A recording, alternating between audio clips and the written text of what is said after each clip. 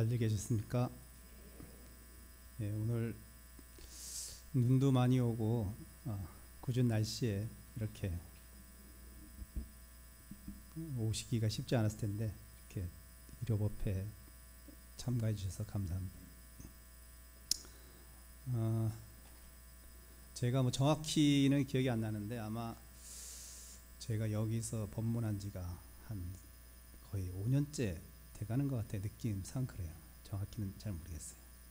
예, 제 생각 같아서는 제가 원래 뭐 한 번 하면 무조건 10년은 해야 된다 이런 생각을 가지고 뭘 하는 스타일인데 뭐 우리 해주 스님께서 허락만 하시면 제가 10년을 꽉 채우고 그 다음에 이제 회양을 하고 싶은데 사람 인연이라는 게 어떻게 될지 모르겠습니다.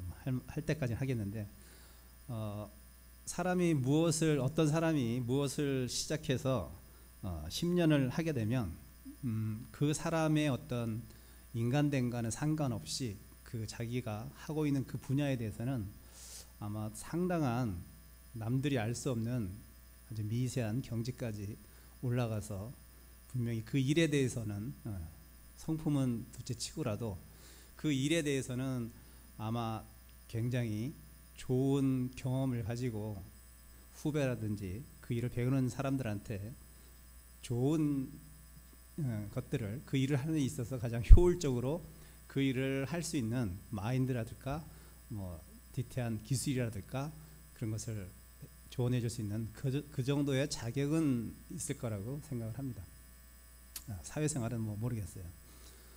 그와 마찬가지로 제가 여러분한테 이 자리에 앉는다는 게 사실 굉장히 저한테는 참 과분하고 불편한 자리이기도 하지만 그 인연 따라 또 제가 시간이 돼서 이렇게 할 수 있었던 것은 또 할 수 있게 되는 것은 제가 여러분보다 특별히 뭐 성품이 좋아서 인간적으로 훌륭해서가 아니라 어쨌든 출가를 해서 그 부처님 법을 배우려고 했고 또 그만큼 시간이 출가한 시간이 어떻게 강산이 2번도 변하는 시간이 지났기 때문에 아마 제가 여러분보다는 부처님이 말씀하신 그 법에 대해서 또는 가르침에 대해서 좀 더 면밀하게 이해할 수 있게 됐고 거기에 대해서 또 여러분한테 이런 식으로 세상을 바라보고 인간을 이해한다면 좀 더 좀 마음 편하게 이 세상을 좀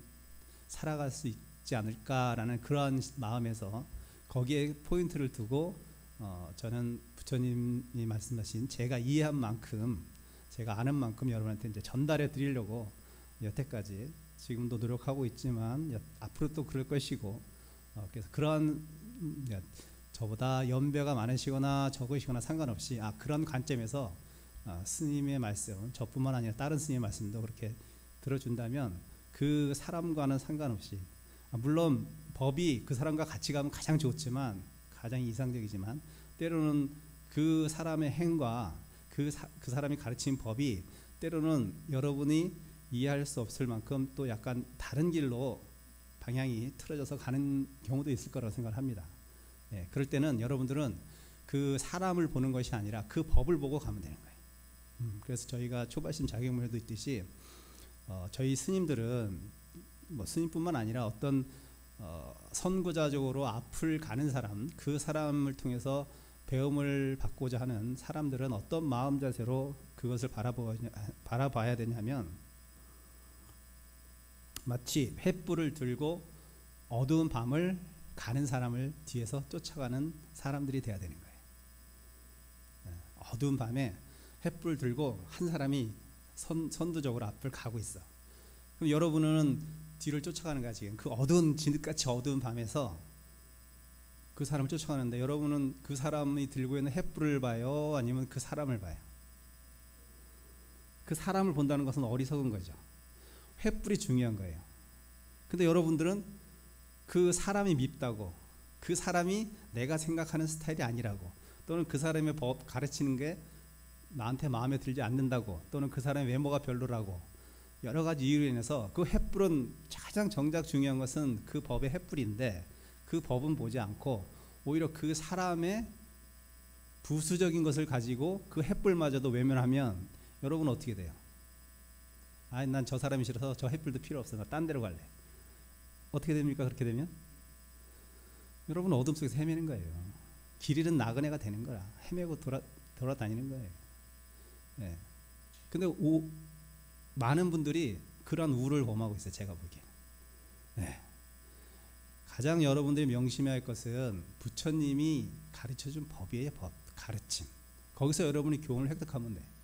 그리고 여러분을 삶의 자양분으로 삼아서 행복한 삶을 갈 수 있는 거기서 방법을 모색하면 되는 건데, 그것을 가르치는 사람이 밉다고 해가지고 그 법마저 버린다면은 여러분은 여러분 삶을 다시고 한번 올바른 길로 갈 수 있는 방향을 잃어버리는 경우가 된단 말이죠. 네, 그러한 면에서 저뿐만 아니라 다른 여타의 스님들의 법문도 다 가치가 있는 거예요. 그것이 되도록이면 부처님 정법에 기초한다고 생각하는 한에 있어서는 그 법을 따라가려고 노력하셔야 됩니다.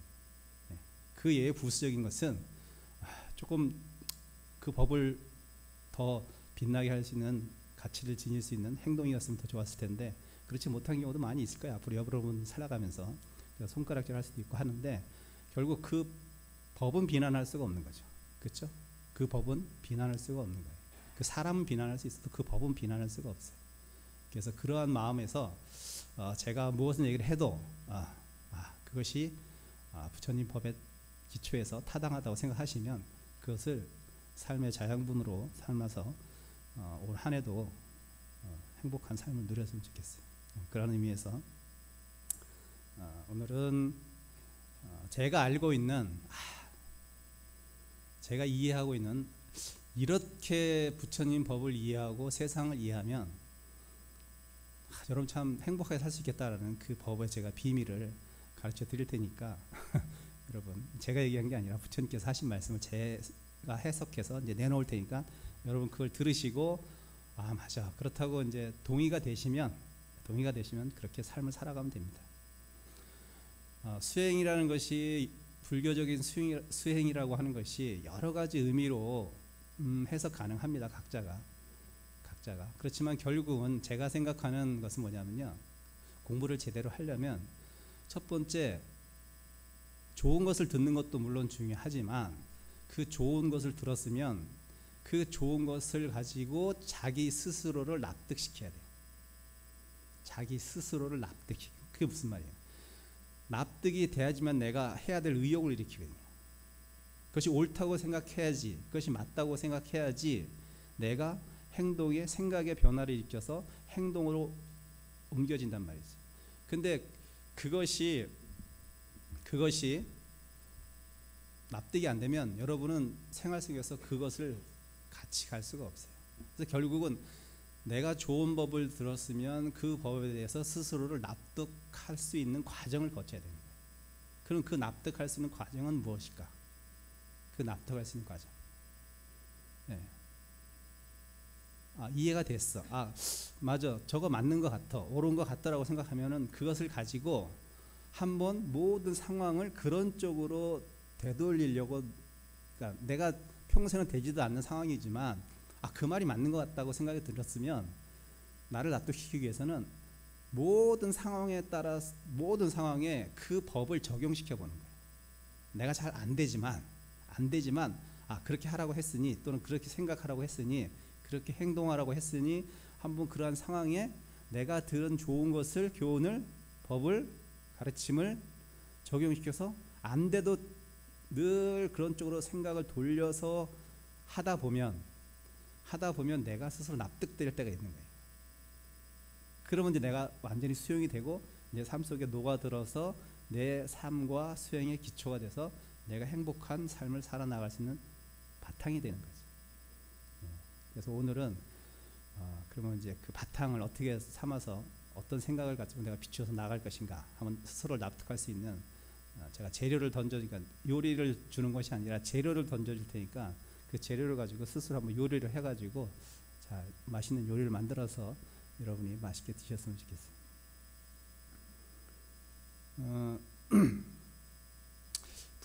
제가 생각하는 불교의 최고의 가치는 저는 좀 현실에 비추어서 누차 제가 여러 번 말씀드렸지만 행복이라고 생각해요. 행복. 예. 근데 그 행복이 우리가 일반적으로 알고 있는 누구와 누구를 비교해서 나는 저것보다 행복해 이런 가치를 비교해서 어떤 행복이 아니라, 그는 누구도 비교하지 않아도 되고 어떤 것과도 비교할 수 없는 나만이 갖고 있는 고유한 행복이. 자, 비교한다는 것 자체는 뭐냐면 분명히 나보다, 내가 생각하는 것보다 비교 우위에 선 것들이 분명히 또 나타나게 돼 있어. 비교하는 순간부터. 비교하려고 하는 상태가 내 마음 상태인 경우에는, 내가 지금 누구에 비해서 행복하다, 무엇에 비해서 행복하다 하면 분명히 나보다 더 잘난 놈도 있을 것이고, 또 그렇죠. 그렇기 때문에 그것은 내 절대적인 행복의 가치가 아니에요. 그런 행복은, 그건 언제든지 무너질 수 있는 기초가 아주 약한 모래탑과 같은 행복이에요. 그런 행복은 별로 시효가 길지가 않고, 진정 행복은 어떤 가치와도 어떤 것과도 비교 불가능한 나만의 행복이에요. 네, 그 나만의 행복, 그것을 찾아야 돼요. 네, 그것이 내 삶의 기준이 되면 여러분이 어떠한 상에 처하든 어떤 고난에 처하든 어떤 불행에 처하든 흔들리지 않고 내 삶을, 나의 가치관대로 삶을 쭉 살아갈 수 있게 돼요. 그것은 누군가 나를 위로해서도 아니고 내 스스로가 위안받으면서 갈 수 있어요. 네, 그것이 진정한 나의 행복이죠. 부처님 법에서 여러분은 그러한 가치의 행복을 찾아야 되는데, 제가 생각하는 그 부처님에서 말씀하신 가장 불교의 핵심은 행복이다. 왜냐하면 그건 이렇게 부처님께서 말씀하셨잖아요. 이고 등락하여라. 이고 등락. 이 떠날 이자, 버릴 이자, 고 괴로울 고자.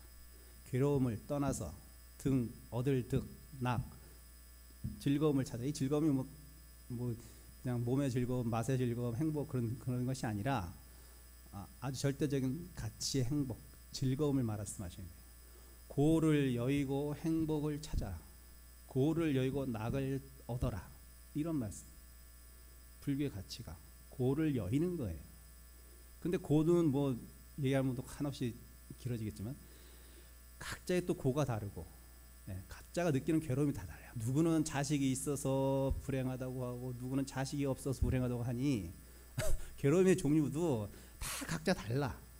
다. 그럼 뭐예요? 괴로움의 실체가 다 각자 다르다는 뜻은 괴로움의 실체는 또 어떻게 보면 없다는 거예요. 그러니까 각자가 그냥 자기 세계 속에서, 괴로움의 세계에 있어서 각자의 괴로움 속에서 살고 각자의 행복에서 살고, 이게 다 달라 가치가. 그러니까 내 괴로움을 남의 괴로움과 비교할 필요도 없고, 거기에 위안받을 필요도 없고 더 괴로워할 필요도 없어요. 사실은 각자의 어려움이 다 다르고, 왜 그러냐면 인연이 다르기 때문에 그렇습니다. 괴로움을 바라보는 인연이 다 달라요. 제가 좀 전에 얘기했듯이 자식이 있는 사람은 자식이 그런 인연으로 인해서 괴롭다고 느끼고, 자식이 없는 사람은 또 자식이 없다고 괴롭다고. 다 인연이 다 있고 없고 인연이 다 다르기 때문에 괴로움이 양태가 다 달라져요. 괴로움이 어떻게 있고 내가 그것을 괴롭다고 하는 것이 아니라, 인연 따라 괴로움도 즐거움이 될 수 있고 인연 따라 괴로움이 될 수 있는 거예요. 그렇지 않나요? 괴로움의 실체는 바로 이거예요. 그래서 실체가 없어요, 괴로움은. 그럼 나간 실체가 있나? 즐거움도 사실 실체가 없어요. 어떨 때는 즐거웠다가 어떨 때는 그 즐거움이 불행으로 바뀌기도 해요. 배가 고파서 먹는 거 조금이라도 있었으면 좋았을 때가 있었는데, 지금은 너무 많이 먹어서 당뇨 걸리잖아요. 옛날 사람들한테 얘기하면 참 70년대 60년대 얘기하면 행복한 소리 한다고 할 거예요. 무슨 많이 먹어서 당뇨에 걸려? 운동 부족? 이게 다 인연 따라, 그때 인연은 그랬고 지금의 인연은 이런 거예요. 그렇게 생각한다면 괴로울 것도 없고 즐거울 것도 없어요. 이런들 어떠리 저런들 어떠리. 맞아요. 그 말이 비슷해요. 이런들 어떠리 저런들 어떠리. 인연 따라 사는 거예요. 그러한 의미에서 오늘 법문은 여기에 초점을 두고 비슷한 얘기를 하겠습니다. 우리가 제사 지낼 때도 스님들이 이제 많이 제사에 인용된 어떤 개성이기도 해요. 이 개성이 나오는 것은 어떤 인연이 있었냐면 부처님이 이제 설산 동자 시절에 부처님의 전생에 엄청난 수행을 하셨다 하잖아요. 뭐 2겁 동안 수행을 하셨대. 2겁 동안. 그 2겁이 뭐 얼마나 긴 시간인지 잘 모르겠어요. 2겁 동안은 수행을 하셔서 이제 부처가 되신 거야. 그러니까 전생에 많은 형태의 삶을 살았던 거죠. 그때 한 생이 설산 동자 시절. 추운 산 속에서 수행하던 그 어린 시절, 동자 시절, 그때 이제 이야기로 넘어가는데, 열반경에 나오는 일화죠. 설산 시절에 이제 돌을 찾아서, 내가 돌을 들으면 내일 밤 죽어도, 내일 하루만 지나도 죽어도 내가 여한이 없겠다는 그런 각오로 돌을 찾아다니는 그 시절에 설산에서 수행을 하는데, 어느 날 개성이 하나가 들려와서 공중에서 개성이 하나 딱 들려오는데, 그 개성을 딱 듣는 순간 그 설산 동자가 부처님이죠. 무릎을 탁 치면서 이 말이 진짜 진리구나. 근데 요거 가지고는 좀 부족해. 분명히 뒷구절 무언가 더 있을 것 같은데 앞에 두 문장만 밖에 안 들리고 뒤에 두 번째 문장이 안 들리는 거예요. 한마디로. 도대체 이게 어디서 누가 개성을 읊었길래 허공에서 들려왔지만 이 개성을 누가 들었을까? 분명히 후렴구가 분명히 있었는데 그 후렴구를 너무 듣고 싶구나 생각해서 막 그 산속을 헤맸어요. 찾으려고. 그 개성을 읊었던 사람을 찾기 위해서. 그래서 한참 헤매다가 누구를 만났는데, 그 만난 게 누구냐면 나찰이에요. 나찰이 뭐예요? 험상궂은 귀신이죠. 어떻게 보면 나찰이. 험상궂은 나찰이 거기 딱 서 있는데, 다른 데는 분명히 아무도 없으니까 나찰한테 이제 설산 동자가 이렇게 물은 거죠. 앞에 두 구절을 당신이 읊었습니까? 라고 하니까, 그럼 이 산중에 누가 있느냐? 내가 읊었다 이렇게 얘기했어요. 그러면 그 나머지 두 구절이 분명히 후렴구가 있을 텐데 그거 좀 들려줬으면 좋겠다 이렇게 부탁을 했습니다. 그랬더니 그 나찰이 한 얘기가, 나찰이 뭐예요? 나찰은 사람을 잡아먹는 거란 말이에요. 귀신 중에서도. 아니 그러면 내가 지금 너무 허기지고 배가 고픈데 네가 육신을 보시하면, 몸을 보시하면 내가 나머지 후렴구 두 구절을 들려주겠다. 그렇게 얘기를 한 거예요. 그러니까 한번 너 목숨을 바쳐라 이거예요. 그 두 구절을 듣기 위해서 목숨을 바쳐라. 그럼 내가 들려주겠다. 이렇게 한 거예요. 거래를 한 거죠. 그러니까 부처님께서, 설산 동자께서, 그래 나는 이 법만 들어도 내 다음날 죽어도 여한이 없으니 위법망고하는 마음으로, 그래 좋아, 내가 몸을 보시할 테니 후렴구 두 구절 들려줘 얘기를 한 거죠. 그래서 두 구절을 마저 딱 후렴구를 나찰이 해줍니다. 그러니까 그 사구계를 다 듣고 이제 어떤 큰 설산동자가 깨우침이 온 거예요. 그래서 내가 이제 여한이 없다. 근데 한 가지 딱 여한은 이 좋은 개성을 나만 알고 죽기는 너무 억울하다. 그러니 내가 내 피를 내서라도 이 절벽에, 이 벽에 바위겠죠. 거기다 내 피로써 내가 혈서 쓰듯이 써가지고 이 개성을 좀 남기고 싶다. 그렇게 하라고. 그래서 진짜 피를 내서 그 들은 사국의 개성을 바위에 쓰고, 그 다음에 이제 그 낭떠러지로 이제 몸을 던집니다. 설사동에서 던지면 이제 거기서 죽으면 잡아먹으라 이거겠죠. 던졌습니다. 몸을 던졌죠. 그랬더니 나찰이 갑자기 몸을 변신돼가지고 선신으로 변신되는 거예요. 그래서 공중에서 떨어지는 그 설산 동자를 딱 받아 앉죠. 안아가지고 땅에 이제 살포시 내리면서 당신의 그 법에 대한 간절한 마음을 사실은 시험해 보기 위해서 내가 나찰의 모습으로 놔둬서 그 개성을 읊어준 거다. 당신의 법을 구하는 그 마음이 참 대단하니 앞으로 이 개성을 가지고 수행을 하면 당신은 분명히 언젠가는 성불할 것이다. 이렇게 딱 하고 이제 얘기가 끝나는 그 사국이에요. 그걸 가지고 오늘 본문의 제목을 삼도록 하겠습니다. 여러분이 많이 들었어요. 그렇게 뭐 엄청난 개성이 아니에요.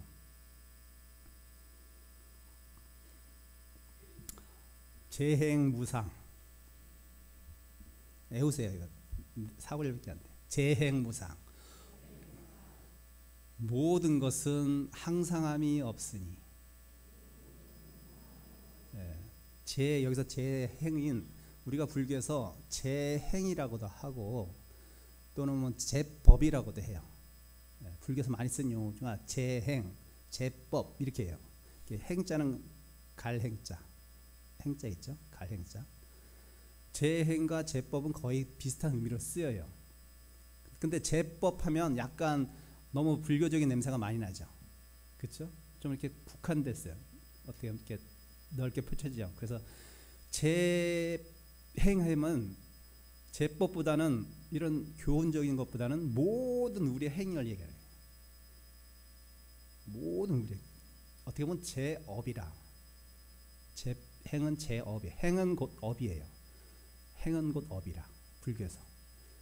그래서 여러분이 지금 앉아서 지금 이 법문을 듣는 행위도 행위고 업이고 법이에요. 왜 그러냐면 여러분의 이 행위 단순히 일요일날 어떻게 보면 가볍게 생각해서 일요일날 이렇게 와서 여기 지금 앉아 있잖아요.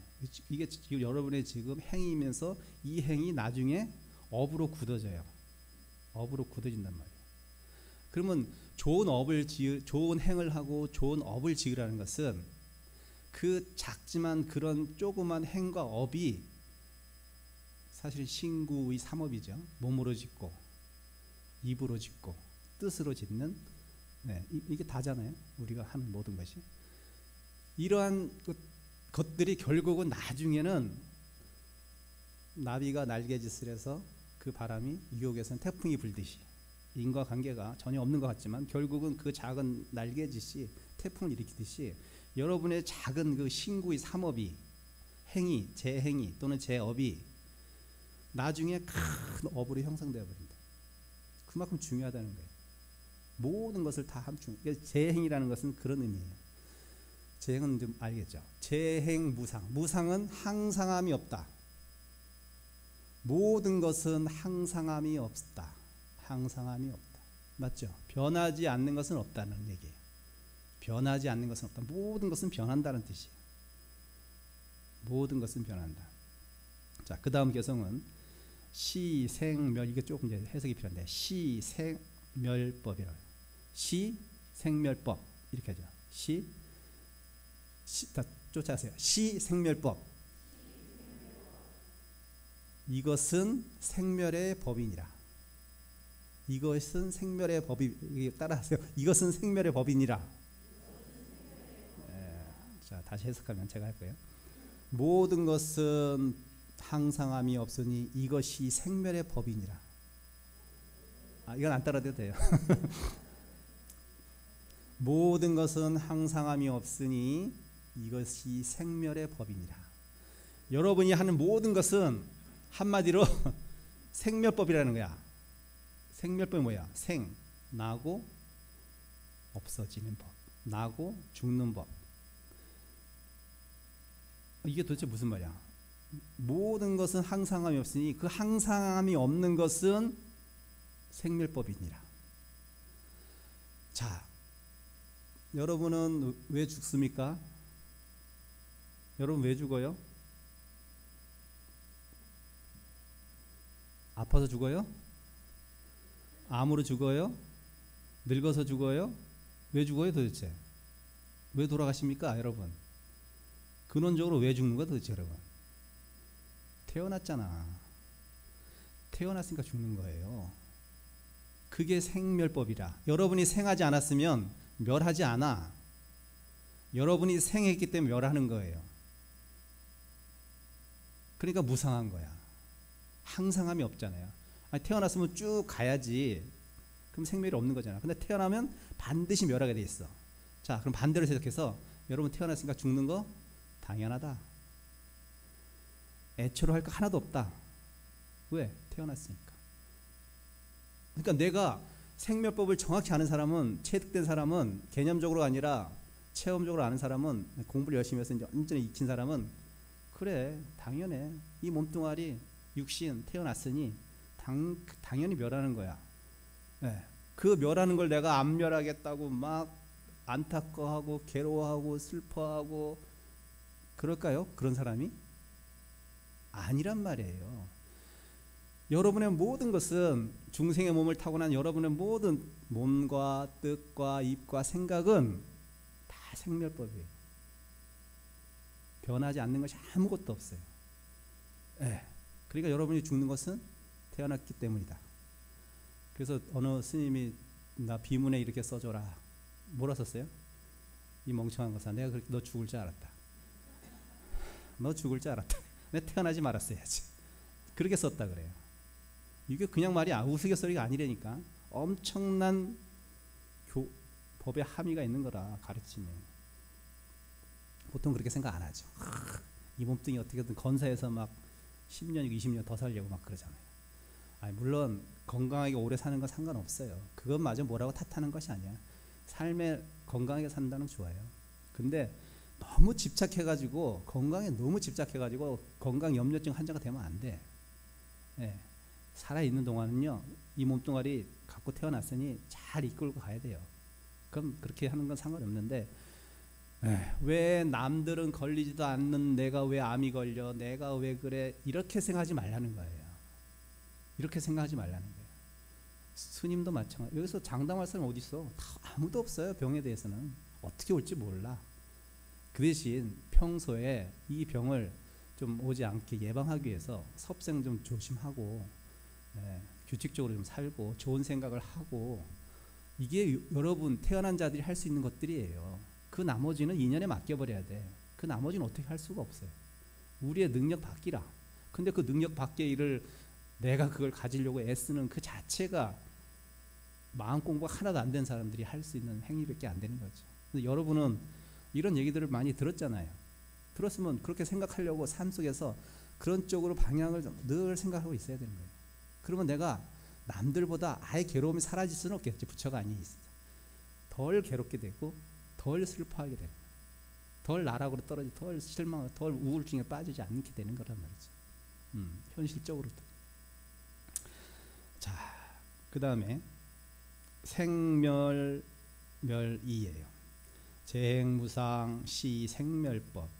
생멸멸이, 따라하세요. 생멸머리. 생멸이 모두 멸하면, 여기까지만 따라하세요. 생멸이 모두 멸하다는 건 뭐예요? 생과 나고 죽는 것을 둘 다 멸했다는 거예요. 없어졌다는 거예요. 그럼 어디 있어? 나지도 않고 멸하지도 않으면 어디야 도대체 거기가? 이게 그 말이에요. 생멸을 모두 멸해버리면, 나고 죽는 것이라고 분명히 얘기했지만 이것은 나고 죽는 것만 국한된 게 아니에요. 꼭 내가 태어나고 죽는 것만 얘기하는 것이 아니라 여러분이 생각 자리에서 좋다, 싫다, 더럽다, 깨끗하다, 예쁘다, 못생겼다, 이런 모든 이분법적으로 치우치는 그 생각의 자리, 그것이 생한 거예요. 예쁘다 생한 거고 못생겼다 멸한 자리예요. 이런 모든 그럼 예쁘지도 않고 못생기지도 않은 건 중간이죠. 그냥 그 중간? 그런 게 있어요? 그런 자리가 있나? 그게 중도예요. 그게 중도. 부처님 말씀하신 중도라.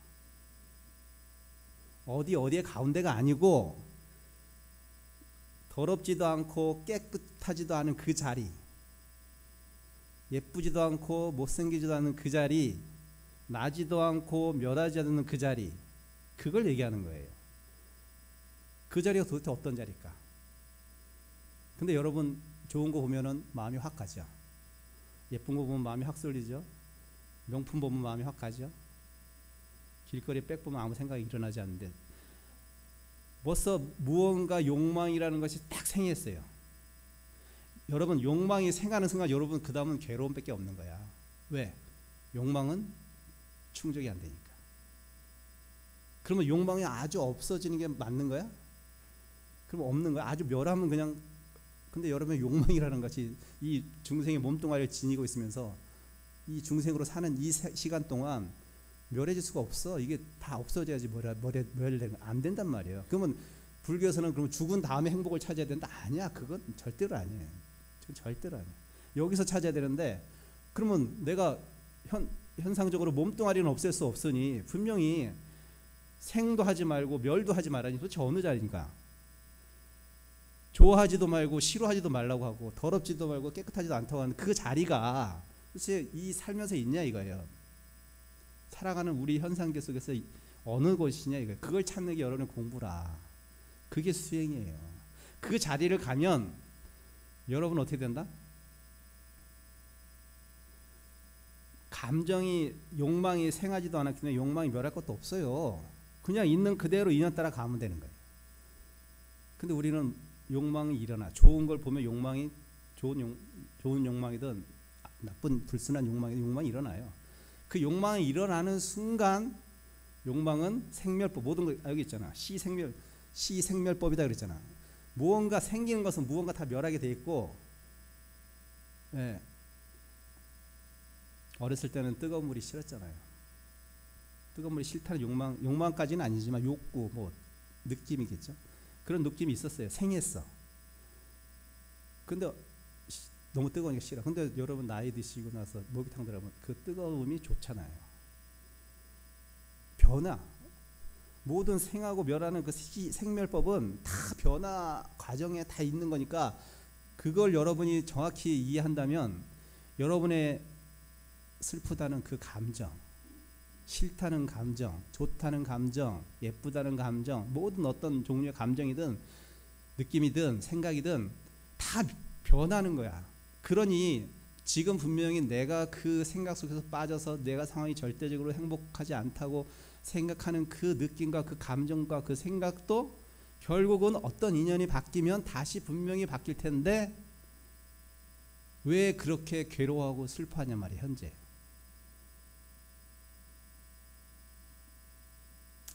내가 자식을 간절히 원해가지고 자식을 귀하게 하나 딱 얻었는데 그놈이 나이 청소년 지나서 나이 먹으니까 더 큰 사고 쳐버리네. 그때는 그렇게 좋았는데 지금은 인연이 바뀌었어. 애가 그럴 인연이 된 거야. 그러면 그렇구나 라고 그냥 좀 포기가 아니야. 이건 수용하는 거야. 수용. 포기하고 수용 완전히 달라요. 수용하면서 내 나름대로 노력을 하지 않으라는 것이 노력을 해야지. 걔를 변화시키는 어떤 노력을 분명히 해야 되는 건 필요하지만 그 상황을 겪었을 때 왜 전에는 그렇게 좋았던 상황이 지금은 왜 그 상황과 인연만 달라질 뿐인데 왜 괴롭다고 하니까 당연히 바뀌니까 괴로운 거예요. 좋은 감정도 시간과 인연이 바뀌면 괴로움으로 바뀌어요. 그러니 너무 좋은 것에도 빠질 필요 없고 너무 나쁜 것에도 빠질 필요 없다는 얘기를 하는 거예요. 스님이. 지금 너무 행복하다고 너무 즐거워하지 마세요. 그 행복이 분명히 언젠가 당신을 괴롭게 할 것이니까. 그렇게 생각하면 어때? 그 즐거움이 그렇게 즐겁지 않아. 남들은 어휴 얼마나 좋겠어요. 로또에 당첨돼서 좋으시겠네요. 좀 지나봐. 마누라하고 이혼해야 되고 막 다 그래요. 네, 좋은 게 좋은 게 아니라니까. 그렇게만 내가 인연을 바라볼 수 있는 어떤 마음이 있다면 너무 좋은 것도 좋은 것이 아니요 너무 싫은 것도 싫은 것이 아니 되는 거예요. 끄달리지 않는다는 얘기야. 끌려가지 않아요. 그냥 어이 그렇구나. 그런 인연이 됐네. 그런 인연이 왔구나. 라고 그냥 여여하게 그것을 수용하는 마음의 여유가 생긴다니까.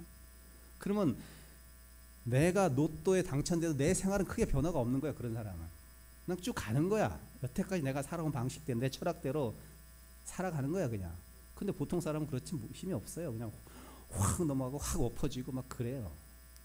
근데 여러분은 불교 공부를 하려고 하는 여러분은 그렇게 하면 안 된단 말이에요. 그렇게 살면 삶과 행복이 막 불행으로 바뀌었다가 불행이 행복으로 바뀌었다가 막 요동쳐요. 파도 쳤다가 막 파도가 자잘해졌다가 막 이런 건 행복이 아니란 말이에요. 여여해야 돼. 부처님 같이 여여불처럼 여여해야 된다. 어떤 좋은 상황이든 나쁜 상황이든. 이런 안목을 갖고 있다면 여여해질 수가 있는 거예요. 그런 안목이 없는 사람은 여여해질 수가 없어. 기쁠 때는 한없이 기뻤다가 슬플 때는 그게 조울증이잖아요. 한없이 기뻤다가 한없이 슬펐다가. 이게 심해지면 조울증 걸리는 거야. 예. 그러니까 누가 만든 게 아니라니까. 내가 그것을 어떻게 받아들이고 내가 밖의 문제가 아니고 내 안에서 다 일어나는 이 세계에서 일체 유심조라 다 만들어버린 거 내가 스스로가 이 세계 창조한 거 다 이 안에서. 예. 밖을 볼 필요가 없어요. 그래서 생멸이 모두 멸한다. 그 생하고 멸하는 게 모두 멸해지는 그 자리에 가면 어떻게 되냐? 정멸이 낙일이 되는 거야. 정멸위락 이렇게 얘기해요. 따라서 정멸위락. 그 멸한 자리도 완전히 정멸해지면, 완전히 사라지면 그때서야 진정한 낙이라는 거예요. 진정한 행복이라는 거예요. 그 자리가 가장 행복한 자리라는 거예요. 즐거움이 생기는 자리도 행복의 자리가 아니고, 괴로움이 생기는 자리도 괴로움이 아니고, 괴로움과 즐거움을 모두 떠났을 때 그 자리, 정멸의 자리, 그 자리가 진정한 낙이다. 위락이다. 낙으로 삼는다. 낙이 된다. 이거란 말이에요. 이런 안목을 갖춰야지 여러분이 행복한 마음으로 살아갈 수 있어요. 자, 그럼 이제 방법을 제가 가르쳐 드릴게요. 그러면 도대체 정멸, 생멸이 멸할 수 있는 그 마음씀을 얻을 수 있는 그런 수행법이 있나요? 당연히 있죠. 당연히 있습니다. 제가 얘기하는 게 아니고 부처님께서 말씀하셨어요. 부처님 다서 하신 교리에 다 있어요. 생멸이 멸할 수 있는 수행을 할 수 있는 그 자리, 생도 멸할 수 있고 낙도 멸할 수 있는 그 자리를 찾으려면 그 내가 장자부라에서 찾을 수 있는 게 아니에요. 장자부라에서 찾을 수 있는 자리가 아니야. 그 자리는. 그 자리는 어디서 찾냐면 여러분 스스로를 관찰해서 찾아야 돼. 첫 번째, 따라하세요. 이 몸은 무상하다. 이렇게 생각하십시오. 매일매일, 매 순간순간마다. 이 몸뚱아리는 무상한 것이다. 이 몸뚱아리는 변하는 것이다. 라고 늘 리마인드 하세요. 그리고 한시도 놓치지 마시고 그렇게 생각의 자리를 두고 현상들을 받아들이고 수용하십시오. 그러면 이 몸뚱아리에 대한 집착이 조금씩 옅어가면서 몸으로 오는 모든 것들이 나의 괴로움이 되지가 않아요. 오히려 수용 가능한 상태가 되어버린다. 그 대신 꾸준히 관찰하셔야 돼요. 꾸준히 생각하시고 꾸준히 염해하셔야 돼요. 그게 정념이라. 정념, 팔정도에 바르게 그렇게 생각하는 거예요. 자, 첫 번째 방법 가르쳤어요. 그럼 이것만 가지고 되냐? 안 돼. 두 번째, 내가 느끼는 모든 것은 무상하다. 내가 느끼는 모든 것은 무상한 것이다.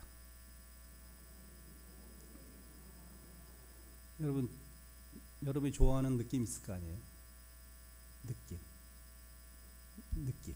그 느낌도 변한다. 그러니까 피부에서 오는 뭐 여러 가지 느낌이 있잖아요. 대표적으로 피부의 느낌이겠죠. 감각의 느낌. 그러니까 이 감각의 느낌을 너무 좋다고 생각해서 그 좋다는 거기만 계속 빠져들면 어떻게 돼요, 여러분? 좋다는 거 계속 쫓아가면 어떻게 돼요? 망신살 뻗쳐지는 거예요. 망신살 뻗쳐지는 거예요. 왜? 감촉의 느낌을 찾아가면 어떻게 해요? 자극적으로 가잖아. 점점 더 부드럽고 더 좋은 거. 그렇죠? 네, 거기 더 심해지면 어떻게 돼요? 이제 뭐 마약까지도 가고 그런 거예요. 감각이 최고적으로 가. 몸 망가지고 마음 망가지는 거잖아요. 그 사람들은 뭘 모르는 거예요? 감각이 무상하다는 걸 모르는 거예요.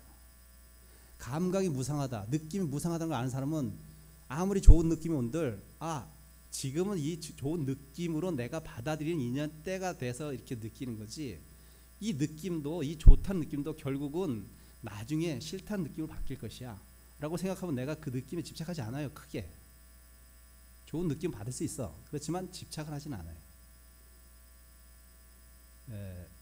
연애 시절에는 부인의 피부가 그렇게 좋더니 느낌이 닿으려고 하다가 나중에 결혼해서 지금 어땠습니까?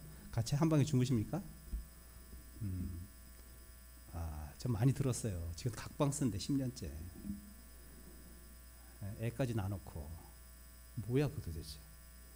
그때 느낌은 어디 가고 지금의 느낌은 또 왜 싫어? 부인이 당연히 따지시죠. 왜 당신 옛날에 그렇게 나한테 스킨십 못해서 안달이더만 지금 왜 스킨십 안 해? 남자가 빠져나갈 길이 있죠. 부처님 말했어. 모든 느낌은 변한다 그랬어. 그렇게 얘기하면 부인 할 말 없죠. 부인이 불교를 한다면 변하는 거야. 좋다고 너무 거기 쫓아가지 마세요. 그러면 망신사 뻗치고 점점 더 자극적인 걸 찾게 돼. 맞죠? 그렇게 그 느낌을 바라보십시오. 모든 느낌은 변한다. 그러면 여러분이 생멸을 떠날 수가 있어. 자, 세 번째. 따라하세요.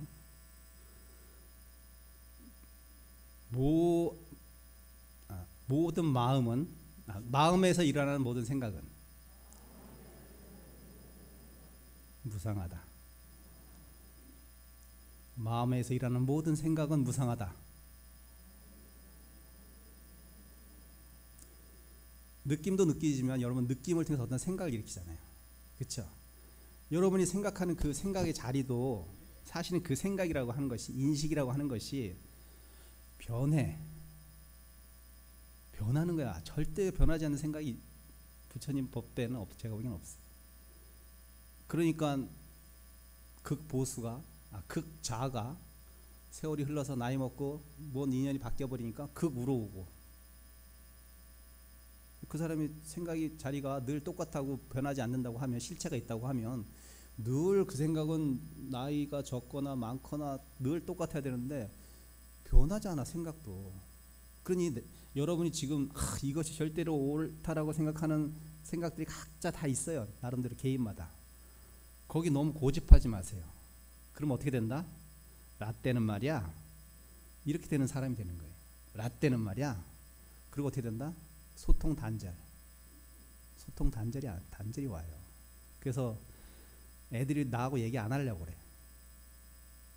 이게 왜 그럴까요? 내가 갖고 있는 생각마저도 그것이 옳다고 분명히 지금 옳다고 다 생각해요. 그 나쁘다고 스님이 얘기하는 것이 아니라 그 옳다고 생각하는 그것마저도 변한다. 내가 갖고 있는 생각인데도 변한다니까. 그러니 남이 갖고 있는 생각이 변했다고 해서 내가 욕할 수 있어요? 지적질할 수 있어? 어리석은 사람이지 그런 지적질 한다는 것은. 내 생각도 바뀌는데 왜 남의 생각이 바뀌었다는 것에 대해서 왜 지적질을 해? 절대 지적질하지 마세요. 그렇구나 라고 생각하세요. 그냥 좋다고 생각하지도 말고 나쁘다고 생각하지 말고 그렇구나, 그럴 수 있다. 그럼 여러분 수행된 사람으로서 생과 멸을 떠날 수가 있어요. 세 가지 가르쳐주죠. 마지막 한 가지.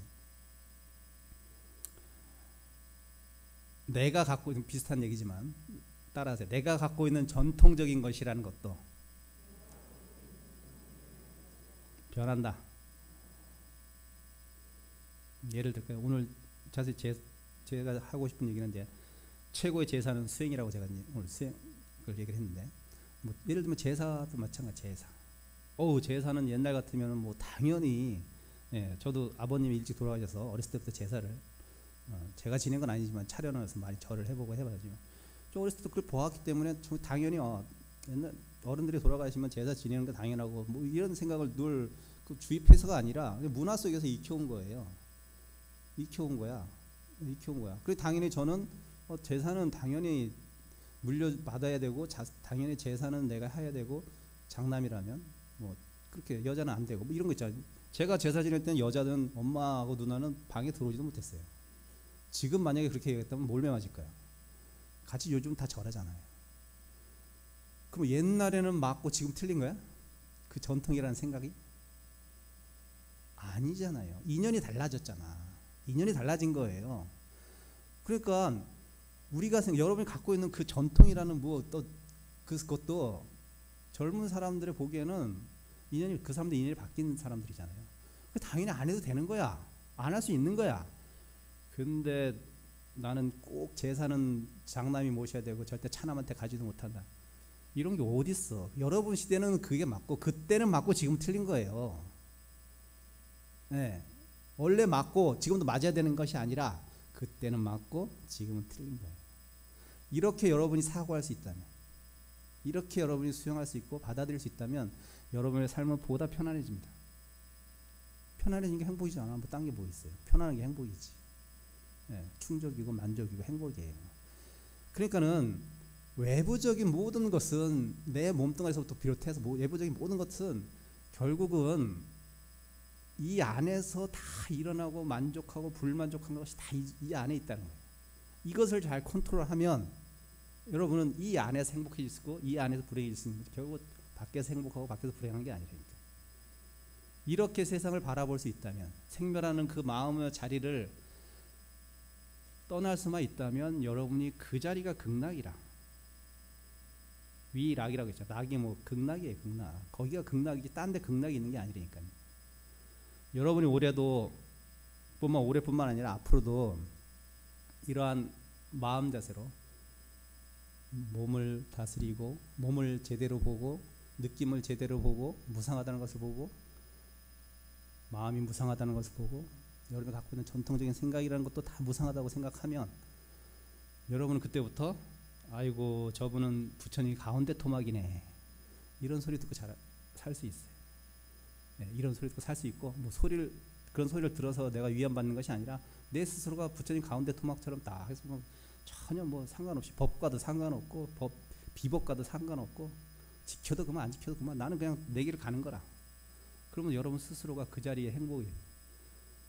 올해도 그렇게 살아서 그렇게 생각을 하셔서 대자유인이 되시길 바라겠습니다. 그만 마치겠습니다.